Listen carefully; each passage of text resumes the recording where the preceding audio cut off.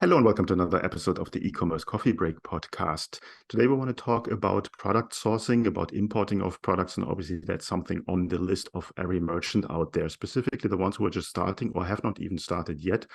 They have the big problem to find the right products and obviously to source the products. With me on the show today, I have Brendan Elias. He's the founder and CEO at atozformula.com. Brendan has been importing products from China since 2001. He has built a seven-figure business around this, selling imported products and selling them on eBay, Amazon, working as little as 10 hours per week. Despite his legal and economic education, Brendan's entrepreneurial blood proved too strong to ignore. He leveraged his wealth of experience and built several successful businesses that made millions of dollars by importing high-quality merchandise from China and selling at a profit. Brendan now teaches people from all walks of life to realize their dreams of leaving their 9-to-5 rat race to become successful importers and merchants, obviously, in their own rights. So let's welcome Brendan to the show. Hi, Brendan. How are you today? Hi, Klaus. Doing great. Lovely to meet you. And thank you for the awesome introduction. I couldn't have said it better myself. Great to have you on the show, Brendan. Let's dive right into it. Product sourcing seems easy, but it's not. And obviously, it's the core of every business. If you don't have a product, you don't have a business. And a lot of merchants struggle to come up with a plan to find the right products. And then once they have them, to source them, to import them, and everything that comes with it. Give me a bit of idea from your experience, where do people struggle the most with in the beginning? Yeah, okay. Look, the biggest problem most people have, especially beginners, is what product to actually sell. Anyone who's medium enterprise or large enterprise, well, they're already a going concern, right? So their problem more is what to source or how to source it, where to get it from, how to get good quality. So depending on where you're at.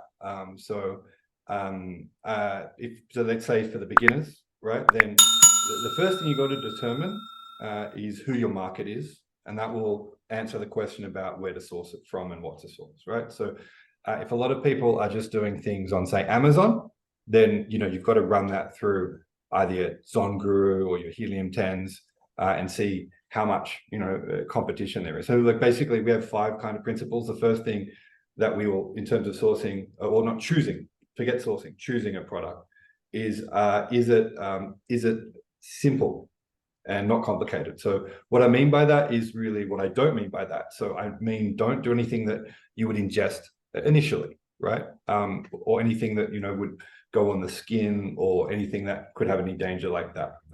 Those are good products, but not for beginners, because of the regulations and whatnot, and what you got to watch out for. Is it small and light? So Amazon have standard, we've all seen what an Amazon box looks like. There's usually a small standard size and a larger standard size that can fit in that box. Is it light, which is under 20 pounds or 10 kilos if we're using the metric versus imperial system? And then once you've got those, then you've just got to take care of the profitability side and the competition side. So in terms of if we're talking Amazon, in terms of profitability, it's got to be, don't want to sell anything less than $25 US, right? Because you want to make some profit. And you want to be able to sell it. I used to say 4 times, but now I say 5 times than what you bought it for. So it means that if you selling something for 25, it's got to cost less than $5, right? So that would be the thing. If you get it for 3 or 4, fantastic. If you're selling for 50, then you can buy it for $10, right? So that's in terms of it. So 5 times what you buy it for is what you sell it for, and also it's got to be above $25. So that's it. So then you've got the profitability side, and then there's just demand and competition. So let's just to recap: is it simple? Is it small and light? Is it profitable? Is it got enough demand, or is there not too much competition? So let's talk about demand. So this one, everyone has a different formula here. And I would say there's no right formula, right? But what we do in terms of demand is we run it through Zonguru or through Helium 10 or whatever, and we just want to check that, when we add up the sellers and the total number of sales, that when you add up the average, then there's more than 3,000 units being sold a month, right? If it's 2,900, it's okay. But if there's only 100 units being sold, there's not much demand for it. So that's what we say in terms of demand.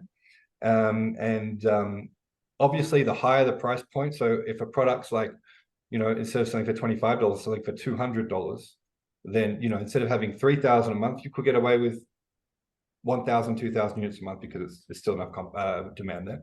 And the last thing is competition. So in terms of competition, what I like to do is, firstly, I type in the keywords and I want to see how many results there are. For me, if there's like, more than 1,000 results, then it's too saturated. The sweet spot would be less than that, right? But, if a product has maybe 2,000 results, but all the other metrics check out, there's a bit of wiggle room there. So it's not gospel, it's not black and white, right? So that's it.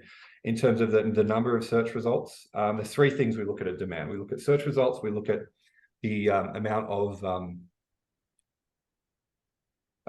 whether there's any other key competitors, and we look at reviews. So in terms of reviews, what we like to do is just check out the total number of 5-star reviews, right, of the top 10 sellers. And we want to see that there's a gap there. So if you have 10 sellers and all 10 have 10,000 reviews, then it's going to take too long to get traction there. People are not going to buy for you.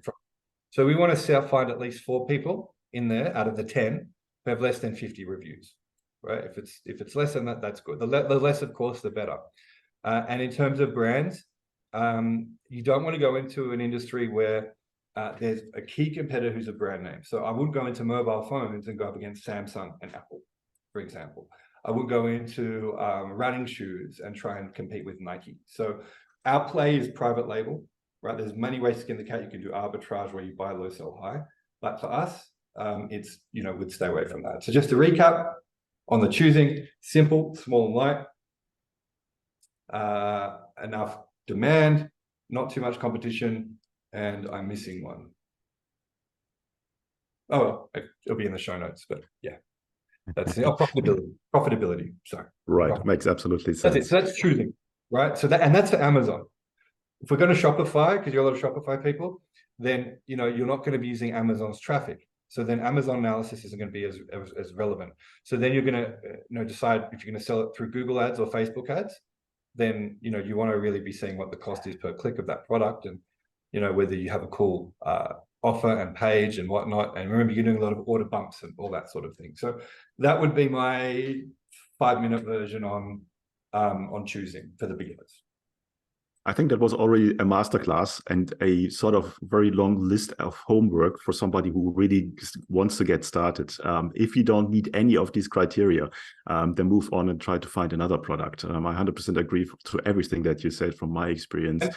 You're spot on your point on there. Now, once you have found one or more products that might be suitable to sell them either on Shopify or any other Amazon, any other marketplace, sourcing, importing is the next point.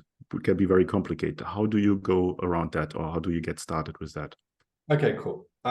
So just on the first point, if you go through that checklist and it doesn't check out with all 5, then you just don't do it. You don't go, 4 check out, but it's 100 kilograms, then it fails, right? With sourcing, the main thing I do, look, you can source from any country in the world, right? You don't necessarily have to go to China. You can source from Mexico. A lot of my students will be doing that as well lately. You can even source from the USA. But what you're looking for is usually a product that you can private label. So that's that you can mass manufacture. So I'll go to China. Alibaba is the well-known one, right?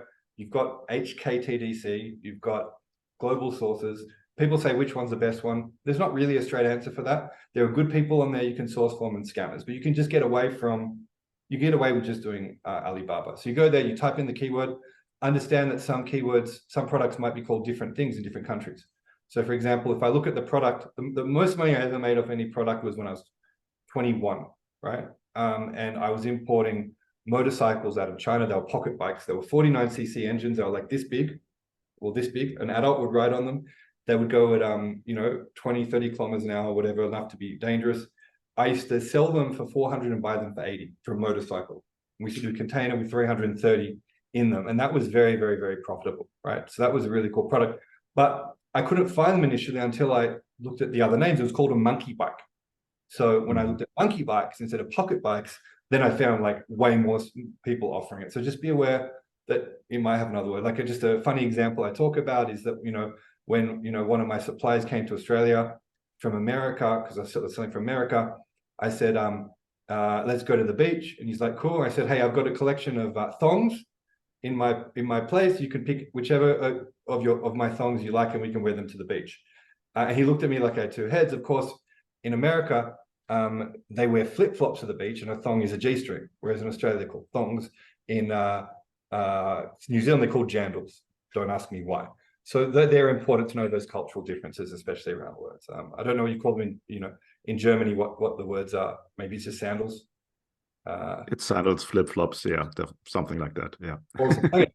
So then we type it in, and then we have a template, which is how to actually approach the factory, where we ask about 20 questions, which are designed to make sure that you weed out the scammers. Because I understand that there are a lot of people, especially sitting in Nigeria and Lagos, who are pretending to be factories. So we send those out. They're designed to make sure that no one is cheating you, but also to make it position you as an expert. And what that does, it helps the factory to give you a good quality price. So a good quality product and a good price. So we'll send that out to 20 factories. Let's say half will reply. And then out of those 10, let's say, we're selling a product.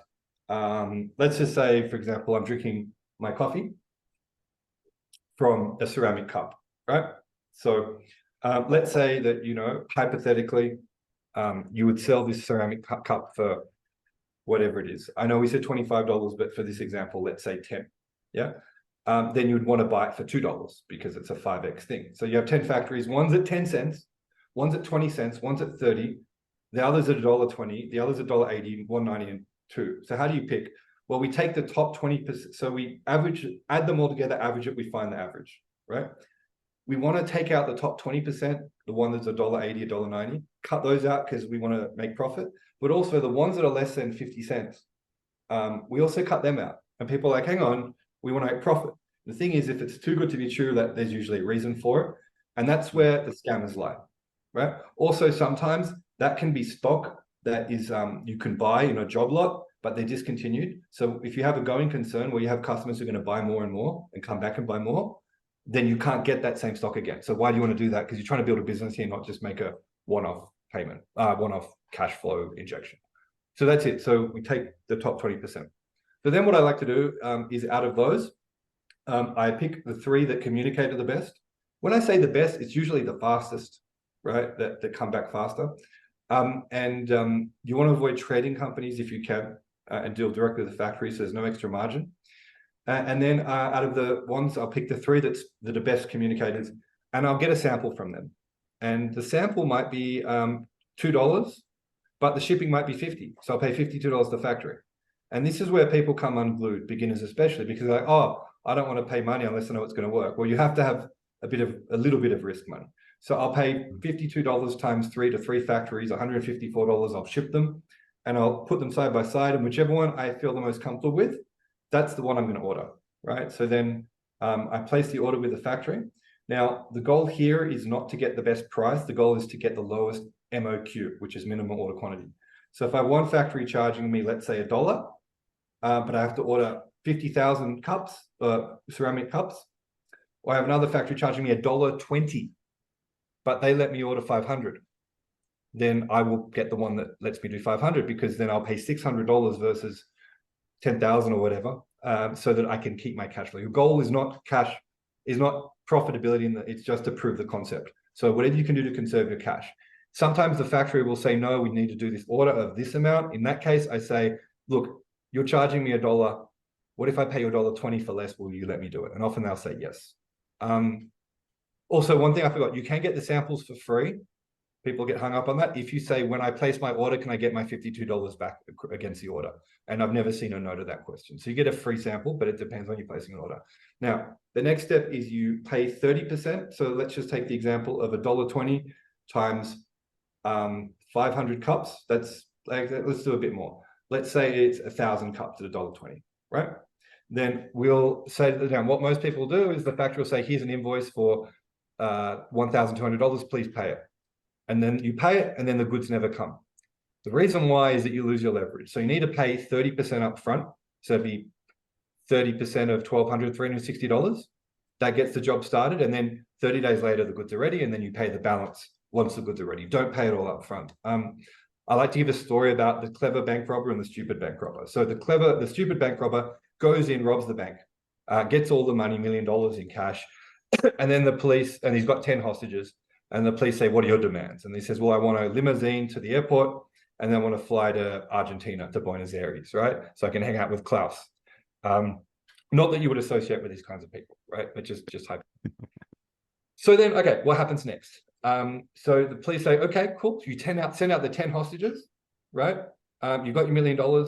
Now you tell me, if you were the police and the robber released the 10 hostages, what would you do next? Well, go for them directly. I mean, it's like the police. Yep.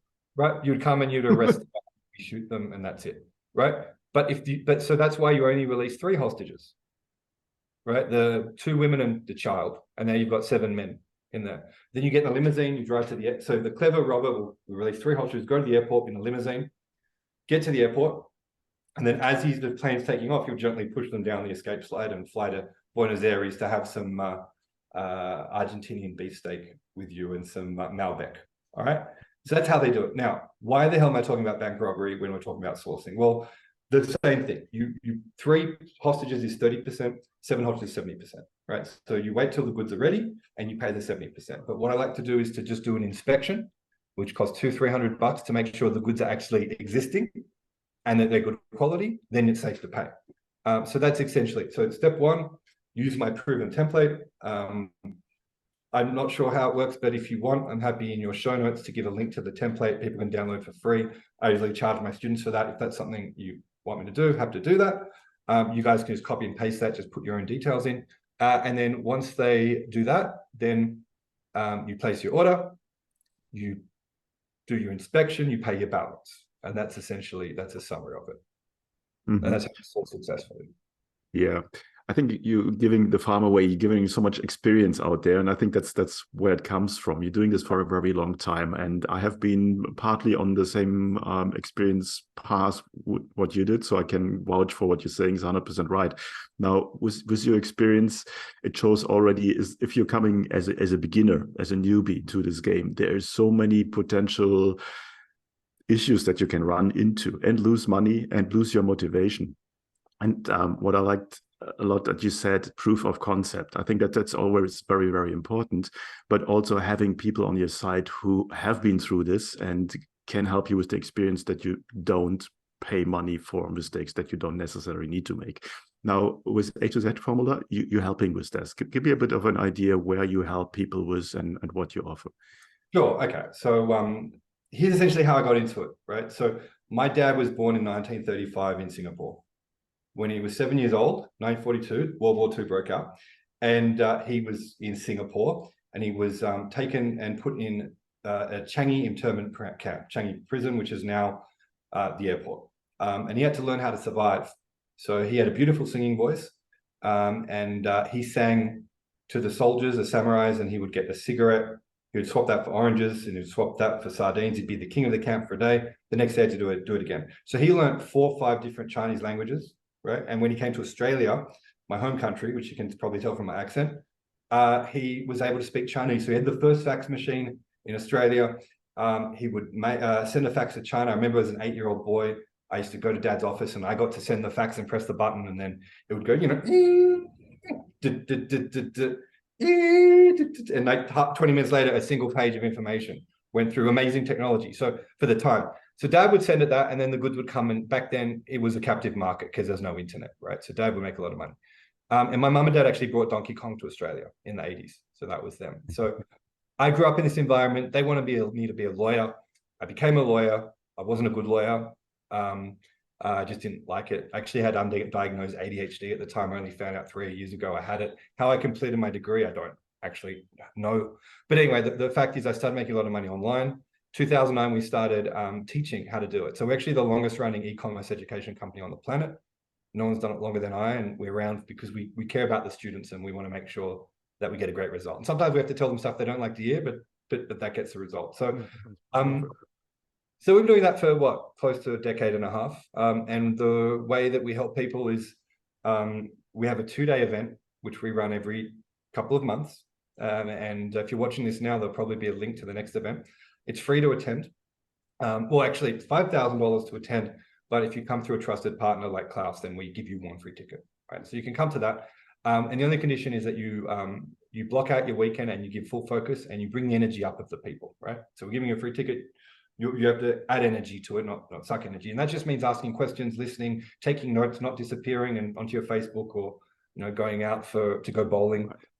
And then we just show you exactly how to do it yourself from scratch. And then, some people want to use our office on the ground in China for us to just source for them, or to have a coach who for every week for a whole year will get on a Zoom for half an hour and guide you through it like I'm doing now, but specifically to your case. And some people want us to build their Shopify stores or to do the inspections for them for their product, or to design their packaging and everything. So just using everything I do myself, my own products, I created systems for myself, and then people found that valuable. So about 2 or 3 years into like 2011, 2012, people said, please don't teach me how to do this, just do it for me. So we cover both things. Some people have a lot of time on their hands. They want to do this themselves. We say go for it. And some are like, they don't have much time. They just want someone to do it for them. And then others have the time, but they're scared and they don't want to screw up. So, that's how it works through our 2-day weekend event. It starts early. It's from 9 to 5 on a Saturday and a Sunday, but I have 8 guest speakers, friends of mine who help me in the business, who come and share information. So it's pretty cool. It's a lot of fun. We love that event. It's I call it infotainment, because people don't just learn if you just talk at them. You've got to tell stories. So by the end, people are enjoying themselves. They're laughing. There's like a little bit of a get together at night called Wine and Cheese, where people can ask direct questions to the coaches and get them answered. And we cover everything, all the latest stuff, AI, and all that stuff's covered. So it's a lot of fun. And yeah, everyone who is here, if you're listening to this, then you've got a free ticket to attend.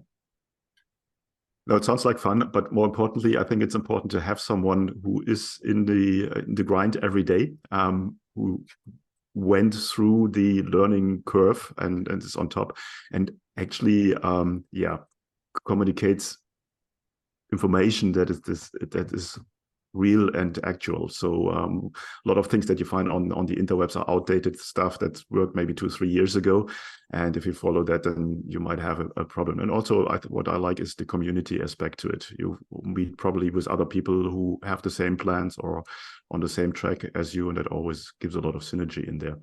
Now, before we come to the end of the coffee break today, what is one final thought that you want to leave our listeners with? Don't be afraid. Like be prepared and accept that your first product may screw up totally. You might bring a product and whatever happens, your calculations are off or just a bit of bad luck and it didn't make money, and that's okay, because you got to look at this as a learning process. Yeah, my first product didn't make money, so just be prepared. It might be your second and third, but as long as you go through, and when something happens that isn't to your liking, you analyze why and you fix that, the next time around you'll get better. I mean, it's like a half-life. If you do 10, there are 10 things to do it correctly, and you do 6 correctly, and 4 you screw up. Then the next time you do it, then you'll make 8 correctly and screw up 2, and the next time you do it, you'll do 9 correctly and screw up 1. Right? So just understand that's it. Be forgiving on yourself and be kind to yourself, and just pat your back. Most people don't do this. Most people will work 9 to 5. They'll work for their boss, make their boss rich. The fact that you get your balls and you put it on the line and you do that is a credit to you. So I said anyone who tries that and puts this, a little bit of risk of a few $1,000s, that's going to start changing your brain to become an entrepreneur and not a salaried worker. And they're the type of people we like to help, every day of the week and twice on Sundays. Very well said. 100% agree on that one. Where can people find out more about you? Sure. So in the show notes, there is a link to your free ticket. From the top of my head, that of course is atozformula.com/product sourcing made easy. atozformula.com/product sourcing made easy, and you'll get your link to the event and register, and we will see you there. Okay, we'll put obviously the link in the show notes, and you're just one click away. Brendan, thanks so much. That was a masterclass on sourcing. So there's so much content in there. I think our listeners need to listen twice to this episode at least to get all out of it. And I'd like to thank you for that. And I hope to talk to you soon again. Thanks so much. Cool. Vielen Dank. Con gusto. Hey, Klaus here. Thank you for tuning in to another episode. Before we wrap things up, I've got a couple of important points to share. Firstly, if you have enjoyed today's episode and want to support the show, here's a simple way to do it. Help me out with that algorithm magic by liking, commenting, and subscribing on your favorite podcast app. And if you're feeling extra generous, leaving a rating would be great. Your support helps me bringing more impactful guests on the show, and it makes it easier for others to discover the podcast. Secondly, I want to talk about to all your business owners out there. Here's a question. Are you tired of juggling everything in your business while struggling with your marketing tasks? Fed up with hit and miss experiences of hiring freelancers or agencies that don't quite get your vision? But perhaps you're not ready to commit to a full-time in-house marketer just yet. Well, I've got a solution for you. Introducing our fractional marketing team. My team and I provide top-notch experienced marketing professionals to become an extension of your business. Not only will they save you up to 50% on cost compared to traditional hires, but they also take care of all this time-consuming, repetitive and complex marketing tasks that have been holding you back. And this way, you can concentrate on what truly matters, the core of your business. To learn more about how we can help you to scale up your online sales with a fractional team member, head over to our website, smart-ecommerce-marketing.com, or reach out to me directly and I'll get you the details. You will find the links in the show notes. Thanks for being a part of our podcast community, and remember, your support means the world to me. Until next time, see you then.